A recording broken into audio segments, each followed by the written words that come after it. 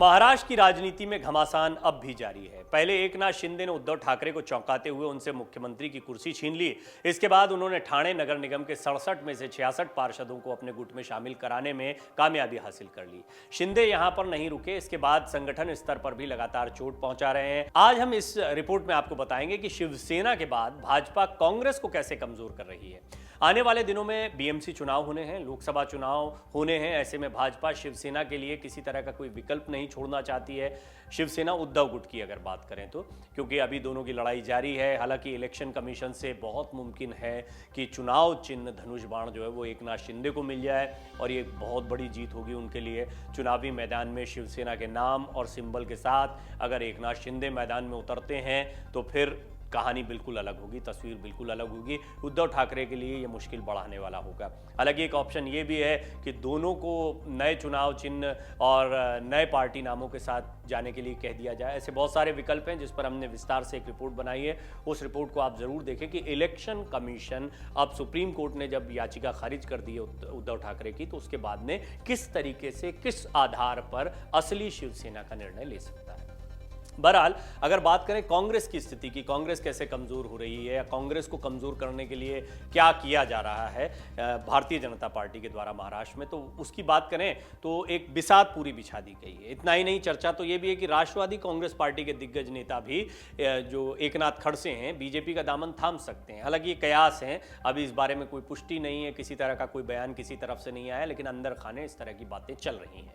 इसके अलावा महाराष्ट्र की राजनीति में इन दिनों एक नई चर्चा हो रही है। कहा जा रहा है कि जलगांव जिले में कांग्रेस विधायक शिरीष चौधरी कभी भी भाजपा में शामिल हो सकते हैं। महाराष्ट्र में बीजेपी नेताओं के भाषणों के जरिए इस बात के संकेत मिल रहे हैं कि और भी कई कांग्रेसी नेता बीजेपी के संपर्क में हैं। हालांकि कांग्रेस के प्रदेश अध्यक्ष नाना पटोले का दावा इससे ठीक विपरीत है। उनका कहना है कि बीजेपी के कुछ नेता कांग्रेस के संपर्क में हैं। इन दावों के बीच महाराष्ट्र की सियासत गर्मा गई।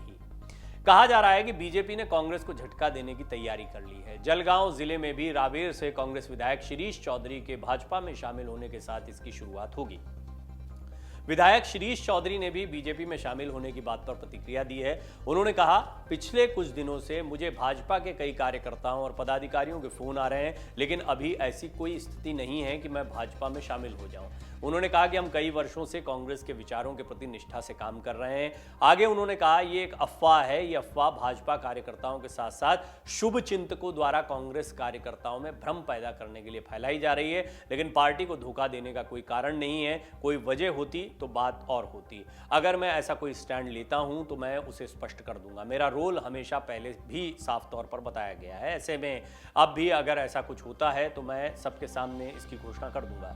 विधायक शिरीष चौधरी ने अफवाह फैलाने वालों से कहा कि मैं ऐसा पदाधिकारी नहीं हूं जो इस तरह की चर्चाओं से अस्थिर हो जाऊं। ये बात सही है कि उन्होंने स्पष्टीकरण अपना दे दिया है, लेकिन कांग्रेस में बड़े पैमाने पर या उच्च स्तर पर भी हम देख रहे हैं कि किस तरह का सियासी घमासान है। अशोक गहलोत जो कभी इतने करीबी थे, वो एक तरीके से बागी तेवरों में आ गए। उन्होंने राजस्थान में सोनिया गांधी, राहुल गांधी की बात को नहीं माना। ये एक बड़ा मुद्दा है। हालांकि महाराष्ट्र एक बहुत इस राजनीति के लिहाज से देखा जाए तो एक छोटा ग्राउंड दिखाई देता है कांग्रेस की राजनीति का। कांग्रेस अब यहाँ पर इतनी मजबूत नहीं है।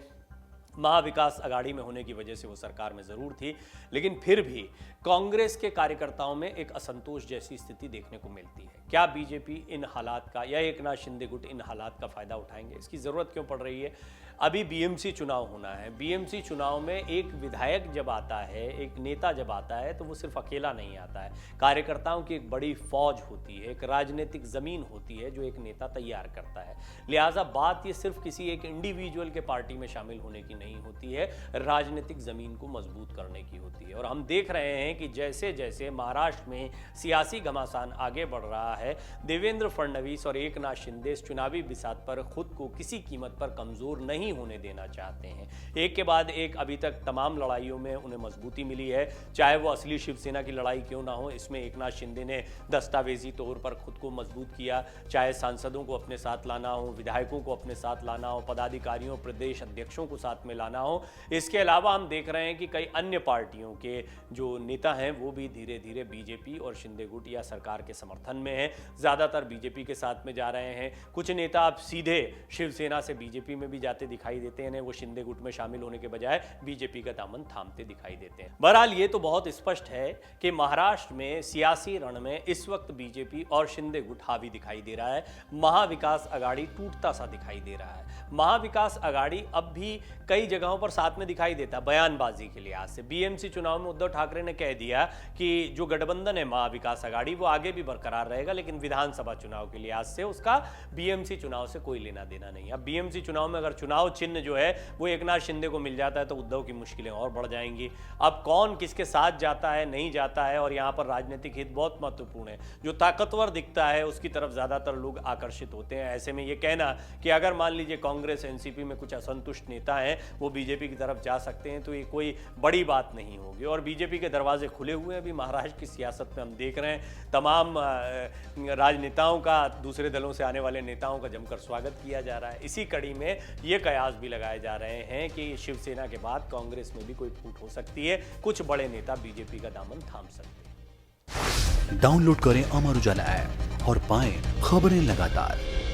अगर आप ये वीडियो YouTube पर देख रहे हैं तो हमारे चैनल को सब्सक्राइब करें और बेल आइकन को दबाना ना भूलें। अगर आप Facebook पर ये वीडियो देख रहे हैं तो हमारे पेज को लाइक करें।